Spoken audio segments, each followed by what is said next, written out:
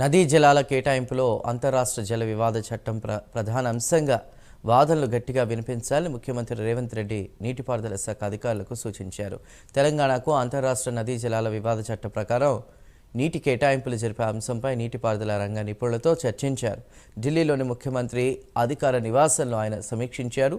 రాష్ట్ర నీటిపారుదల శాఖ మంత్రి ఉత్తమ్ కుమార్ రెడ్డి, నీటిపారుదల శాఖ ఉన్నతాధికారులు సుదీర్ఘంగా చర్చించారు.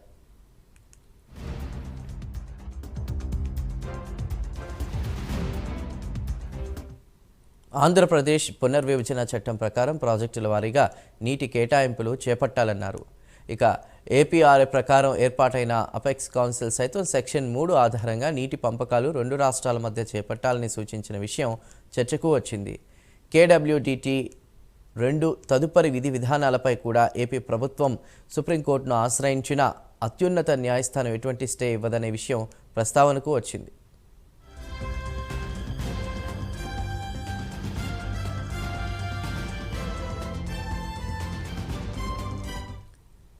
ఎటువంటి అనుమతులు లేకుండా ఆంధ్రప్రదేశ్ ప్రభుత్వం గోదావరి బానకచర్ల అనుసంధాన ప్రాజెక్టు చేపట్టడంపై కేంద్ర జలశక్తి మంత్రి సిఆర్ పాటిల్ ఆంధ్రప్రదేశ్ ముఖ్యమంత్రి చంద్రబాబు నాయుడుతో పాటు గోదావరి కృష్ణానది యాజమాన్య బోర్డులకు తెలంగాణ తరపున అభ్యంతరాలు తెలుపుతూ లేఖలు రాయాలని సూచించారు.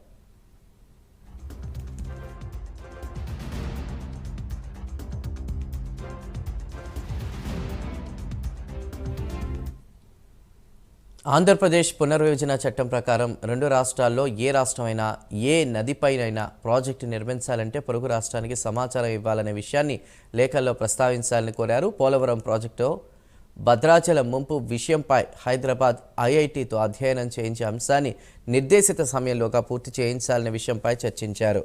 సమ్మక్క సారక్క బ్యారేజీ, పాలమూరు రంగారెడ్డి ఎత్తిపోతలకు అనుమతులు సాధించే ప్రక్రియను వేగవంతం చేయాలని ముఖ్యమంత్రి రేవంత్ రెడ్డి నీటిపారుదల రంగ ఉన్నతాధికారులకు కోరడం జరిగింది.